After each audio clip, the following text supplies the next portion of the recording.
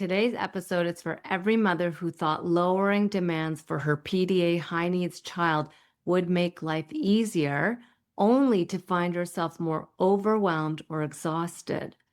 If your child is calmer, but you feel more anxious, more depleted, more on edge, you're not imagining it.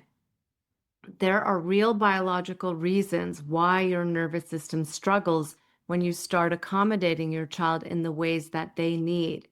In this episode, I'm going to walk you through why lowering demands creates safety for your child, but perhaps more chaos inside your body, and how it activates all of your old conditioning and programming and survival responses.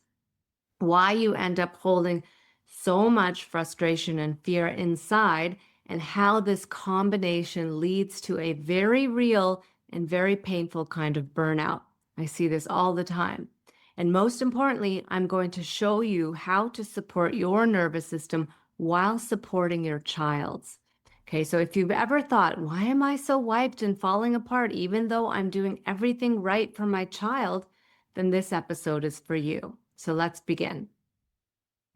So I didn't learn about PDA, which stands for pathological demand avoidance, during a single aha moment, okay?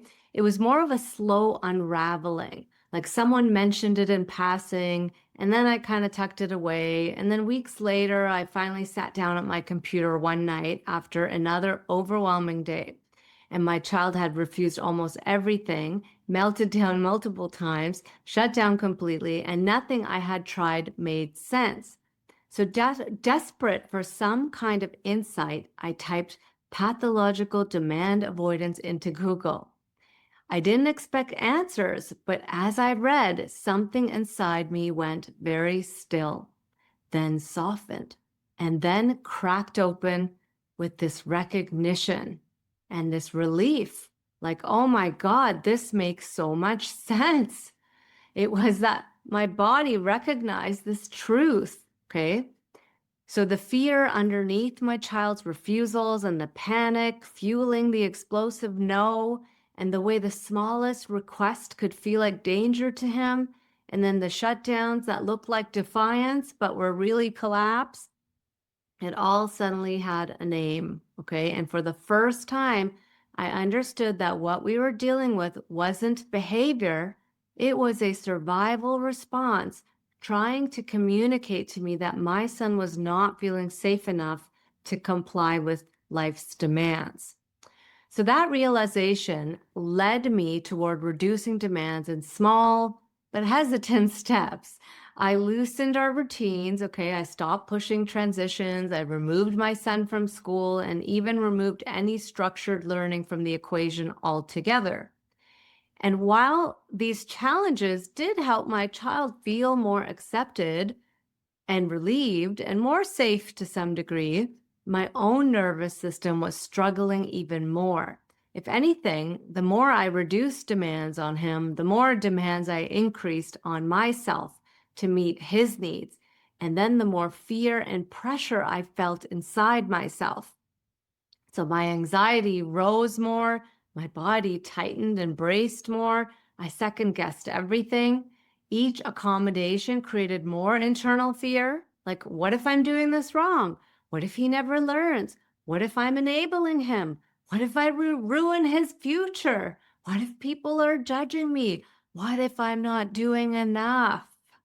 Okay, I hear this from all the mothers I work with. And alongside the fear, I found myself holding in my reactions more than ever, right? Biting my tongue, controlling my tone. I found myself really suppressing like my own internal activation that was happening, suppressing my frustration, trying to appear calm when I was not feeling that way inside, okay? And on top of this, I felt I had to meet all of his needs at the expense of my own, okay? So it was only later that I understood what was happening, okay? Lowering demands helped my child's nervous system, but it activated every survival pattern inside of my own nervous system. And the more I held in, the more I gave in and denied my needs, the more I carried the more depleted and burnt out I became, not because I was doing too little or even doing too much, but because I was holding too much. Okay, so this is really about holding too much. Okay, so reducing demands is essential for PDA kids. Okay, it decreases perceived threat, it increases autonomy, it reduces meltdowns, and it helps their nervous system shift toward safety. For them, fewer demands feel like relief and regulation coming on board. But for you, the opposite often happens. When you let go of the tools you were raised with, okay, structure, discipline, follow through, consistency, doing more, and oh, just do it. Okay, your nervous system may interpret this shift of lowering demands as danger. So you lose the familiar signals of safety that you grew up with, depending on, okay, you depended on those ways of being to make you feel worthy and enough. And without realizing, you enter your own survival response. So you might feel anxious, you might feel untethered, right? A bit out of control, or like the ground beneath you has disappeared, okay? Because everything is changing to this very different way of being that's so opposite what we learned growing up. And this is a polyvagal mismatch, okay? Your child's nervous system says less pressure means safety, but your nervous system says less structure and less doing means danger. Okay, so this mismatch creates an internal whiplash. Your child becomes calmer while you become more activated, but then you hold it in, and their nervous system may feel more supported while yours feels destabilized. Okay, so understanding this mismatch is essential because it explains why you might feel more overwhelmed and not less overwhelmed when you begin lowering demands. Okay, so lowering demands doesn't just change how you parent. Okay, it triggers a cascade of deeply ingrained beliefs stored in your body, beliefs that are tied to how you learned to be safe, loved, belonging, and successful growing up. And these beliefs often sound like, I'm not doing enough, I'm being too soft, good parents have more control over their child, if I don't push him, I'm failing him, good parents have structure and expectations, he'll never learn if I don't teach or enforce things, or people would judge me, or I'm losing control of everything. Okay, so these beliefs don't just live in your mind, they live in your nervous system, right? They activate your nervous system. They were shaped through decades of conditioning, through family systems, schooling, cultural messages, and general expectations about obedience and productivity and responsibility and performance. So when you lower demands for your child, these beliefs become activated in the body, sometimes very intensely. Creates a lot of fear, right? This is why lowering demands can feel like you are breaking the rules of what it means to be a good parent or a successful human, right? Even when you know intellectually, or even know from your true self, from your heart, that you are supporting your child in the most attuned, trauma-informed way possible. So most of us grew up in systems where compliance equals goodness and productivity equals worth, okay? And being easy equals love, right? Oh, this is an easy child. So easy to love because they're so easy. Like that's a big one. And that pushing through was considered strength, right? Push through, override your system. Okay, so in those environments, meeting your needs was often secondary or not allowed at all. Okay, so you may have learned to fawn, to perform, to please, to push, or to make yourself small to keep the peace or earn approval. Okay, so when you begin reducing demands for your PDA child, you're not just changing a parenting strategy, you are challenging your entire conditioning and programming. Okay, so your body interprets low demand parenting as rebellion, loss of control, a threat to your identity, breaking unspoken family or societal rules, and stepping outside of what kept you safe growing up. So this tension doesn't just live in your thoughts, okay? It lives in your fascia, your breath, your jaw, your shoulders, your posture. It's cellular and it's somatic, okay? It very much lives in your body, and it explains why your child's relief can simultaneously feel like your panic. Okay, so the part that most parents aren't prepared for is how much emotional and physiological suppression that low demand parenting requires. So, when you reduce demands, you also reduce the amount of frustration, urgency, and overwhelm that you can outwardly express, right? You find yourself carefully managing your tone and your facial expressions, your language, and even your body movements. Okay, you may find yourself trying to look calm while your insides are still full of activation. You swallow your impulses to correct them or to push them. You override your instinct to speed things up or insist. You absorb your child's overwhelm without discharging your own. And this means that your body is carrying far more survival energy than it ever gets to release. Okay, so over time, this trapped activation or stress load, it builds up in the body. It shows up as irritability, resentment, exhaustion, anxiety, muscle tension, headaches, shutdown, or emotional numbness. Okay. These aren't signs of failure. They are signs of a nervous system holding too much without any way to complete the stress cycle and release the stress that constantly gets activated but gets trapped inside the body. Okay, so what I didn't understand at first, and what so many moms I work with eventually realize, is that low demand parenting doesn't just activate anxiety, it awakens old childhood survival patterns like fawning, appeasing, people pleasing, or staying small to keep the peace. Okay, so this is another aspect of what's getting triggered here.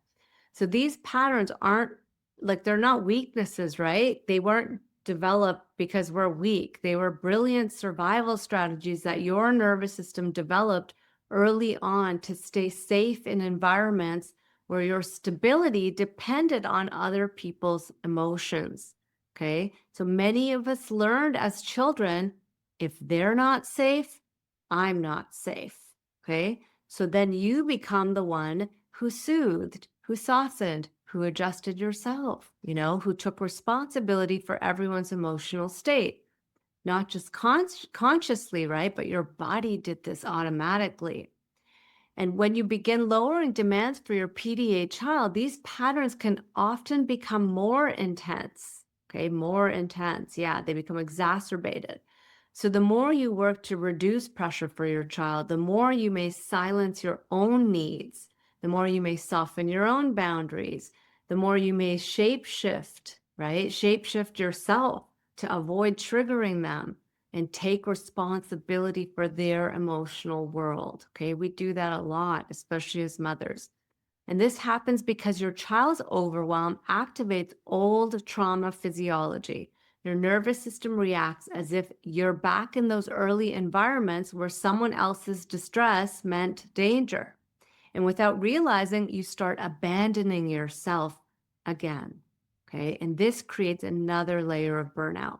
You're not only holding in survival energy, you're also losing connection to your own needs, your own identity, and your inner world. Okay. So your child and your body often need the opposite things at the same time. Okay. In this scenario, your child needs autonomy, space, freedom, choice, and minimal pressure, but your nervous system may need more structure and predictability and reassurance and clarity and boundaries to feel safe. So this creates a painful internal conflict. Like, how do I meet their needs without abandoning mine, right? You're trying to hold safety for your child while your own body is struggling to find safety itself. So this conflict is not a mindset issue. It is the collision of two nervous systems with different survival strategies. So this mismatch creates chronic tension inside you, which becomes a major driver of burnout. Okay. So let's just understand what really causes burnout in PDA parenting. Okay, burnout in PDA parenting is not caused by doing too little, and I would say it's not even caused by doing too much. It comes from a double survival load. Okay. So, number one, holding in your survival reactions, right? We have to hold in our survival reactions. So, we're going to automatically have survival reactions when our child activates flight, fight, flight, freeze, right? And there's no release for it. Okay. The fight and flight energy gets trapped inside of our bodies because we clamp down on it and we hold it in. And holding in your survival reactions done enough times leads to more shutdown, and that's where burnout lives. Okay, number two, increasing accommodations. This means like more attunement, you have to be more flexible, and it's a lot more emotional labor, right? More staying on for your child as well. Okay, more staying on for them. And then number three aspect of causing burnout is that meeting your child's intense needs at the expense of your own. Okay. So the feeling like you can't meet your needs and you have to give up your needs, it feels like a place of no choice, a place of I'm trapped. Okay. So that's a big part of, burnout, feeling that way. And then sustaining a constant internal conflict between old conditioning and new parenting demands. Okay. So that old conditioning gets triggered all the time, creating more fight flight energy. And then these new parenting demands of I have to be this way in order for my child to be okay. It's a lot. It's a lot. Okay. And this is nervous system burnout. It's not just emotional exhaustion. It happens because your body is stuck in survival physiology, either activated or collapsed, without enough moments to release activation or receive nourishment, right? Nourishment going into that rest, repair state. So parents need rest, but rest is often not available in long stretches. Okay, so the path forward is really learning how to release trapped survival energy, take in micro moments of nourishment and rest, little moments done often. Okay, and then let the nervous system turn off briefly in terms of not having to stay on, but really turn off and rest more in little moments, and then reconnecting with your own needs in little moments as well, and then rebuilding internal structure that supports you without placing pressure on your child. So it's a dance, it's a real dance to meet your needs and meet their needs. So when you don't have the pressure valves, of like clamping in all of that stress energy, right? The pressure valves to help release all of the stress energy that you're holding in, then burnout becomes inevitable. Okay. Not because you're doing it wrong, but because your nervous system has been carrying more than any one person ever should have to hold. Okay. So these are also patterns from our childhood, learning to like clamp down on our stress energy and not finding or understanding what are safe ways to release all of this. Okay, so let's talk about rebuilding safety without abandoning yourself. Okay, so the solution isn't to push your child or to tighten demands, right? We know that. It's really to rebuild your internal safety so that lowering demands doesn't feel like chaos inside of your body. And this means learning how to gently complete stress cycles, right? Allowing movement of that stress energy, not clamping it in, allowing movement of this. And this could be like shaking it off, allowing the tears to flow, so crying, orienting to things that bring you comfort and allowing yourself moments to just not be in stress and take in something that feels more comforting to you, right? That will help naturally and safely discharge that survival energy. And it also means repairing the deeper survival pattern underneath all of this, okay? The one that was learned in childhood, that you had to stay small, pleasing, accommodating, or emotionally responsible for others in order to stay safe, right? Deep patterns. And these patterns weren't your fault. They were brilliant strategies that your nervous system created to protect you, but they can get reactivated and exacerbated in PDA parenting, leaving you to abandon your own needs without even realizing it. Okay. So there is the reality of, yes, our child has a lot of needs, and it takes a lot from us, right, to meet those needs. But it's also the realization of a deeper pattern that exists here that's contributing to this, contributing to carrying this load, to this feeling of feeling trapped, to this feeling of like it's either me or them and I can't meet my needs. Okay, that's old. That's old and comes from your childhood. And part of rebuilding safety now is gently teaching your body a new truth, that you can be okay even when someone else isn't. Okay, that you can be okay even if your child isn't. This is a big one to work on. Okay, it also means giving yourself small moments of support, not big dramatic self-care, right? Yes, that would be great. And if you have time to do that, great. But it's really, the reality is we're there so much for our children, especially those of us whose kids don't go to school and you're with them all the time, right?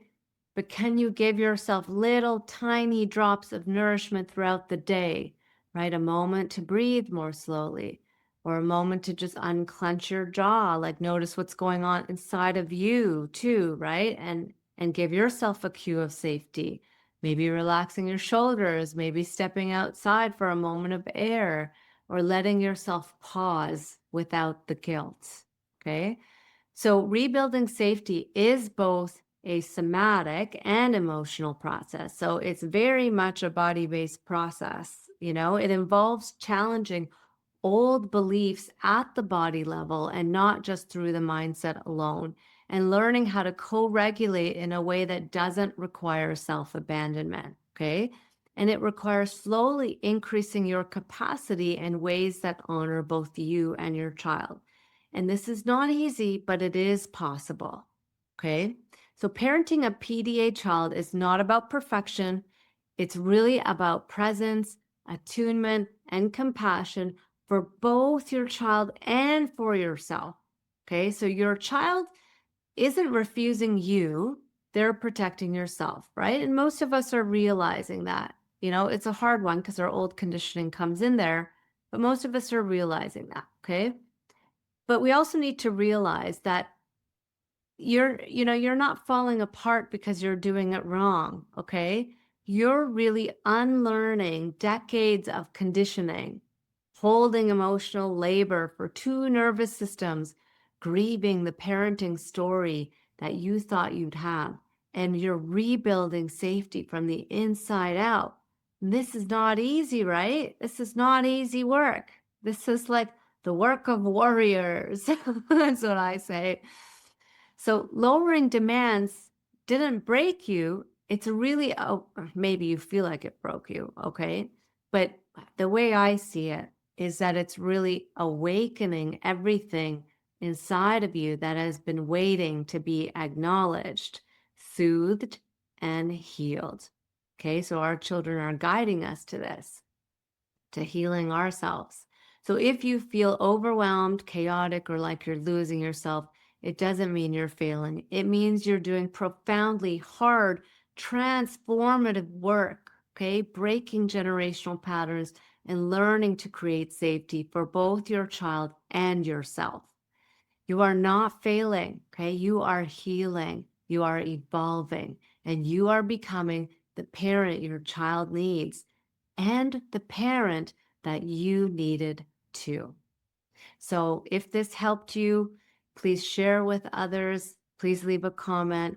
And I hope this helped you in your day today.